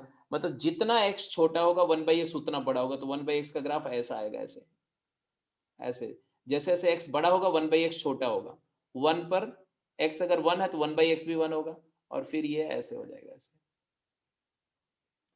ये 1/x का ग्राफ है, और नेगेटिव में यही ग्राफ ऐसे आ जाएगा, ऐसे।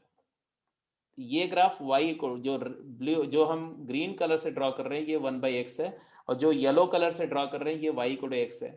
तो y को x माइनस इन्फिनिटी से इन्फिनिटी सारी वैल्यू ले रहा है, लेकिन y को 1/x सारी वैल्यू ले रहा है, सिर्फ 0 y x एक्सिस को कहीं मीट नहीं करेगा। ये कहाँ मीट करेगा, इन्फिनिटी या माइनस इन्फिनिटी पर, जो कि कभी अटेन नहीं होगा। तो इसका जो रेंज है 1/x का वो ऑल रियल नंबर एक्सेप्ट 0 आएगा, क्योंकि 1/x का ग्राफ y x एक्सिस को कभी भी टच नहीं करेगा फाइनाइट पॉइंट पर, इन्फिनिटी पर जाकर के, चाहे प्लस इन्फिनिटी चाहे माइनस इन्फिनिटी, वहीं पर जाके मर्ज होगा x एक्सिस से। I hope now it is clear. Yes sir. ठीक है, और बोलो anything else. No sir, thank you sir. चलो Thank बेटा, you, sir. ठीक है, ठीक है, ओके, सो टेक केयर और स्टडी करते रहो। अभी सिर्फ सोचो ज्यादा क्योंकि जितना आप सोचेंगे हाँ टेस्ट बेटा इस संडे को तो नहीं ले रहे हैं, नेक्स्ट वीक में आपका सेट्स पे टेस्ट है, ठीक है। तो सेट्स पूरा सेट्स एंड देयर ऑपरेशन पूरा रिवाइज करके रखो कंप्लीट, ठीक है। सेट्स का टेस्ट होगा, उसके बाद में इनइक्वालिटी पे टेस्ट होगा, उसके बाद में फिर सेट्स इनइक्वालिटी का कंबाइंड टेस्ट होगा 1-2, फिर जाकर के रिलेशन फंक्शन पे टेस्ट होगा। तो रिलेशन फंक्शन के लिए अभी भी हमारे पास वक्त है, अभी आप सेट्स पूरा रिवाइज कर लो, ठीक है। तो let's close the discussion for